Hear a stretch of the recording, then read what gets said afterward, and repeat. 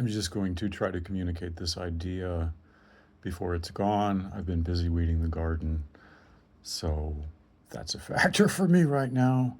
But I was listening to a Chris Williamson podcast about pregnancy, and I was thinking about, well, as of late summer in the 2026, I am not going to go into detail, but there was an extraordinarily tragic case of psychotic depression in the news.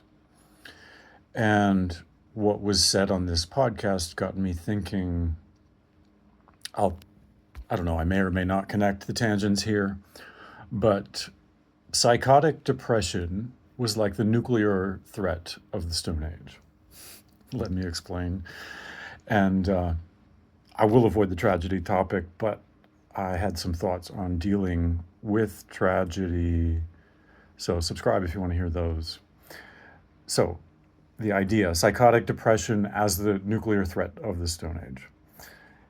When I was a high schooler in the 90s, I was interested in joining debate clubs. And I learned that if you could connect your argument to the threat of nuclear annihilation on a global level, even at a very small single-digit percentage rate, you could, by the rules of the way the debate rules were set up, and I don't know if this has continued in academic debate. I don't see this kind of logic in public debate, but sidetrack, I'll try not to go down right now. But you could win the debate by basically just showing that the other side might have a 3%, for instance, risk of global Armageddon.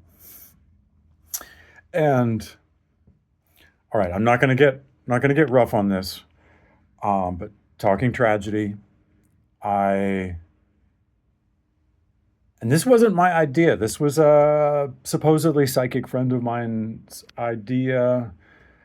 I was staying at a retreat center, camping out in the wilderness with some friends. It was a retreat center, but a very high acreage retreat center on the border of some national forest. So it's legitimate to say that it was wilderness. And all of us chronically had trouble sleeping there. And some of my psychic friends believed that this was after a couple of nights investigating.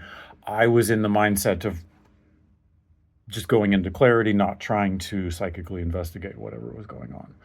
My psychic friends thought that there had been basically the Armageddon of a family line in there where someone went crazy, wiped out their family. And I connected that with the podcast because they were talking about the isolation tendencies of depression and the minimization tendencies of a listener to someone talking about mental health problems. And I think that could be explained by a mechanism in evolutionary biology. I don't know if this could even be tested. It's just a theory.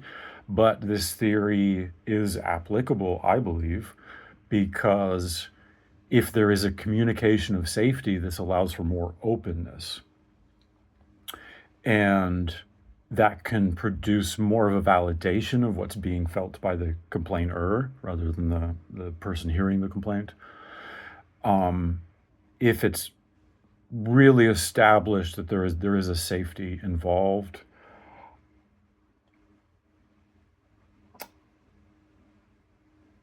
I was pondering whether to bring in my own stories into this, and at this point I'm not going to.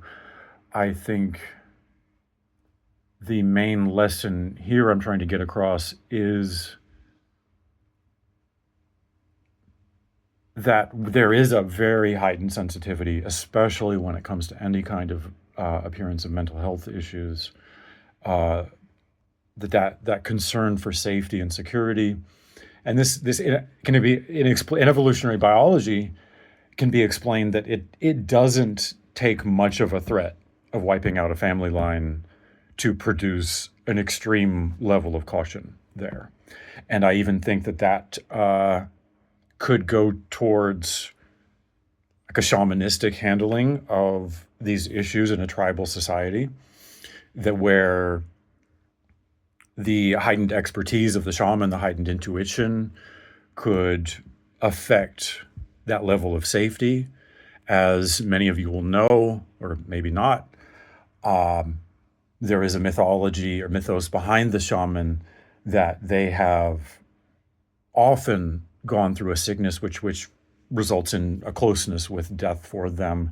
And I would postulate that that reduces that sensitivity, that risk sensitivity, such that the shaman could face down a very low risk or maybe a high risk in some cases, and be able to treat the member of the tribe that needs to be treated, such that they could rejoin the tribe in a productive way, in, I hate to use the words, but at an economically generative way, such that that healing mechanism is beneficial to the entire tribe, the entire region, in terms of intertribal trade. Such, you know, it goes on and on. Everything that affects any of us affects all of us. Let me know if you have any questions and comments.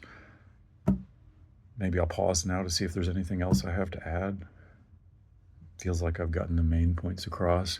We're going to be diving into a lot deeper topics in some paywalled material.